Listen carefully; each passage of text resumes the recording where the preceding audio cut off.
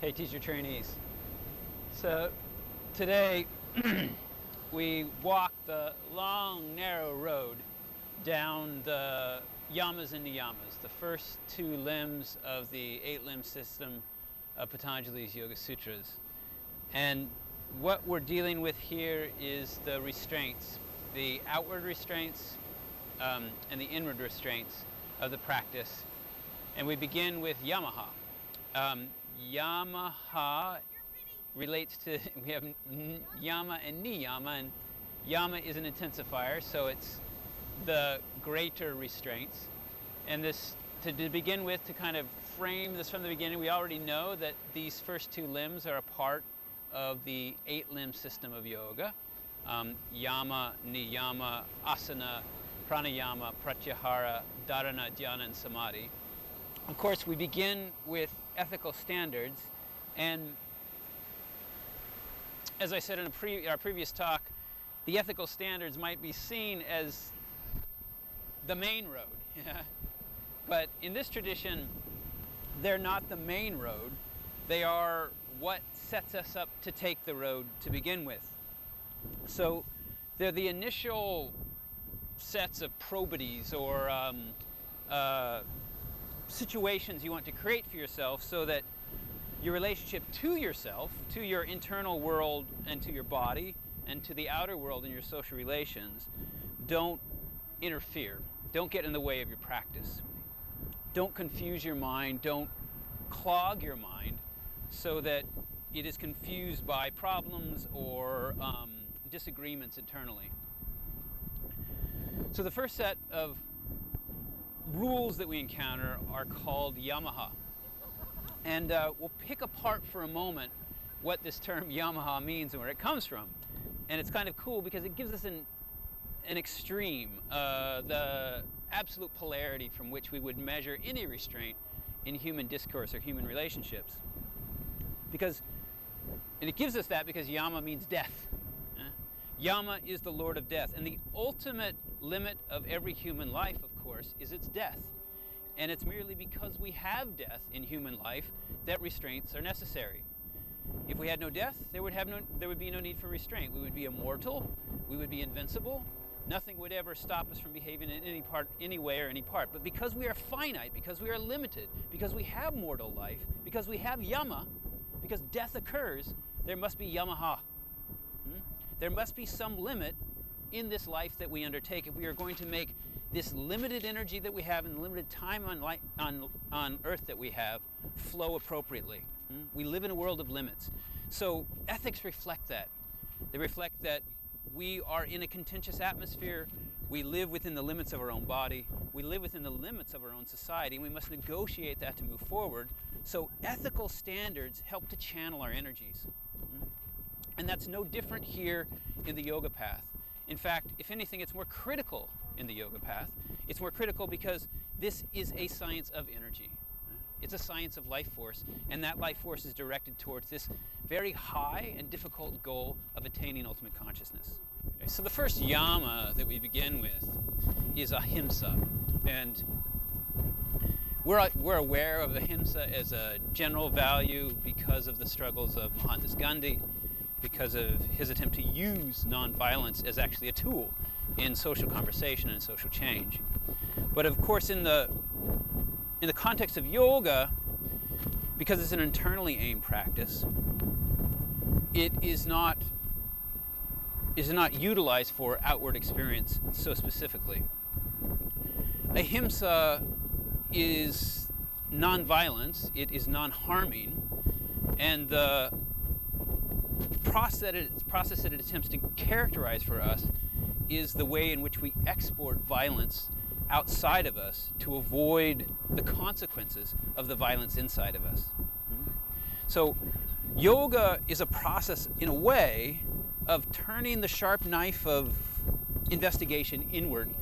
So there is a certain violence to it, and the violence comes in confronting the dangers of your own personality rather than moving with those dangers, exporting them outward and committing violence outward.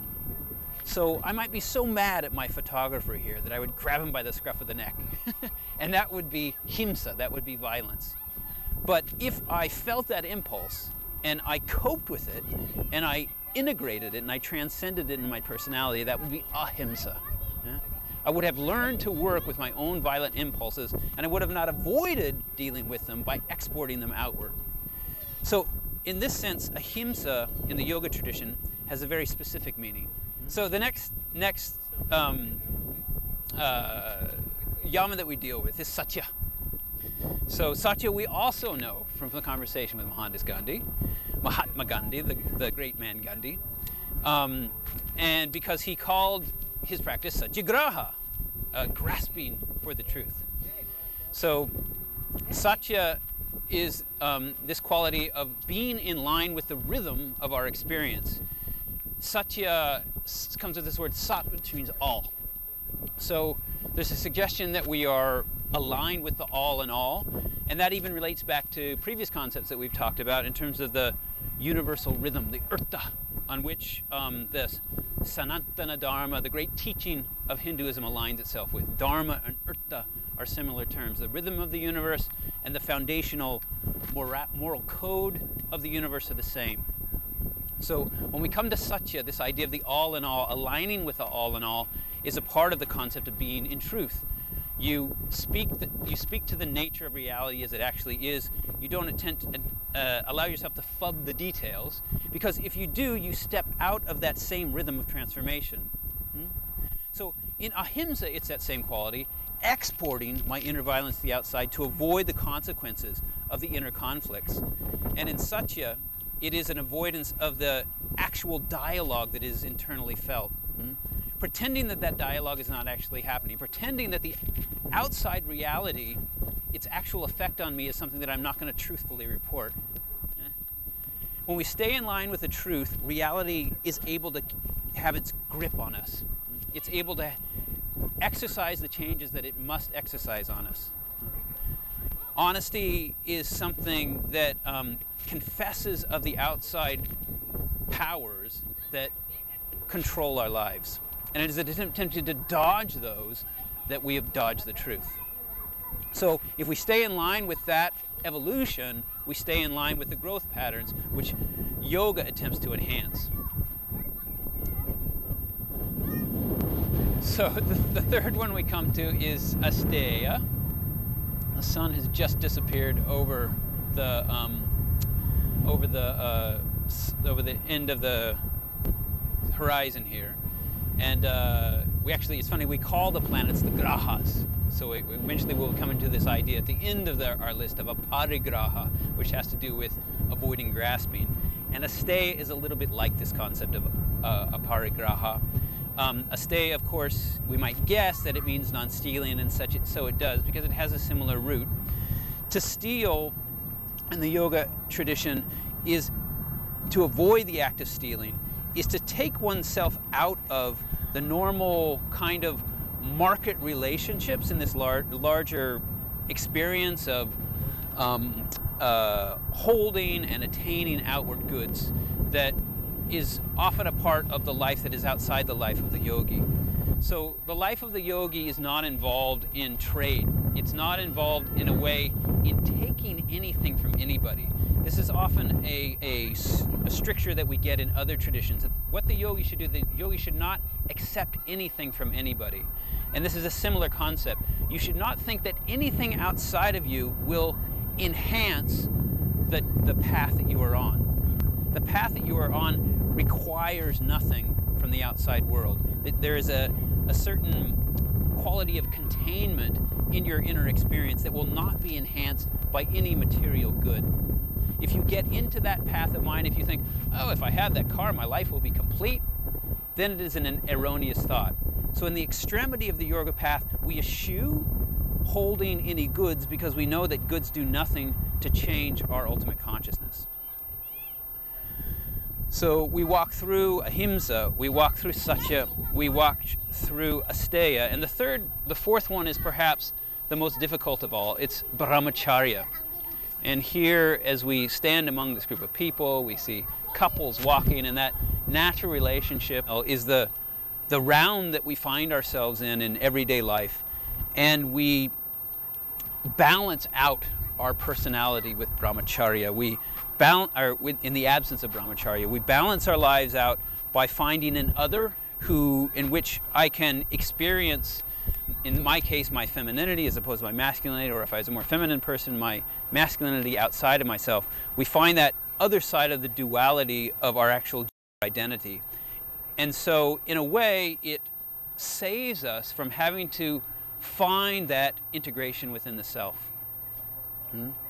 So, brahmacharya has that suggestion around the way the personality arranges itself in its ultimate integration, but it has a further suggestion in the yoga tradition in that it's about conserving power. Life force, vitality, is expressed in its purest form in sexuality.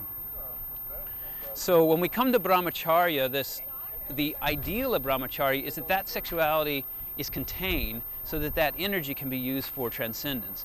And when we get into the later tradition, this whole science of how we contain vira, how we contain the certain potent energy of sexuality and channel it up through the energetic system of the body, will be plotted in a very exact way.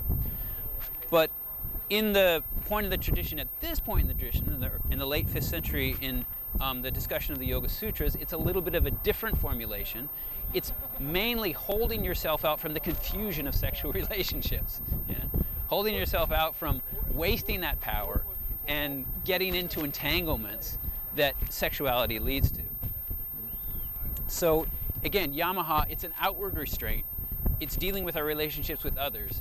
It's telling us that we should practice abstinence. In our modern context, in our modern everyday life, as we are householders kind of experiencing yoga, it would be a different kind of plot, a different kind of plan, because we're probably not going to let go of relationships to others, members of the opposite sex or otherwise, and we're not necessarily going to let go of sexuality. But in that case, we would take this in a more limited way. We would say, I practice brahmacharya to a limit. I'm not foolish with my sexual energy. I apply it in a way in which it can be contained in a healthy relationship. So we can adapt these rather extreme measures to our householder life, our modern householder life. And then the last of the Yamahas is called a parigraha. And as I said, we come back to this idea. I said the planets are called the grahas. Sun is like a graha, a great grasper. And that, of course, comes from Jyotish astrology. We're aware that these energies of the planets grasp at us and they have some effect on our lives, the energies of the great planets. A parigraha is kind of an interesting term. Pari means to turn, and apari means not to turn. So it means not to turn towards grasping. Yeah? So often we can amuse ourselves with ideas of what we might want. I can sit with a magazine and I can flip through it and I can see pictures of cars and pictures of houses and maybe pictures of people that I would like to desire to pull into my house, pull into my life, my larger life. And aparigraha means to turn away from this kind of activity, to turn away from lust, basically, to turn away from imagining that if I could pull something into my life, or if I could vibrate, or if I'm vibrating with something that's not in my life, that is going to serve me. It pulls, those kinds of activities pull me into fantasy. They pull me out of my actual lived experience. If I can imagine I can have that, I can imagine I can have this, especially in the horizontal plane, it pulls me away from that vertical work of transcendence. Yeah? If we took a parigraha into a positive direction, we could say that a positive grasping would be to grasp towards enlightenment. We must become, the self must evolve, but the question that yoga addresses is how should it evolve? Should it evolve towards self-actualization or self-realization? In the extreme yoga path, the yoga of the Sramanas, the yoga of the Yoga Sutras, it is self-realization that is first and foremost. When we get into Tantra, we're going to have a wider expression of what yoga can be, and we'll include this process of self-actualization in this material plane, what I can become in human society. But for Yoga Sutras, it's about self-realization.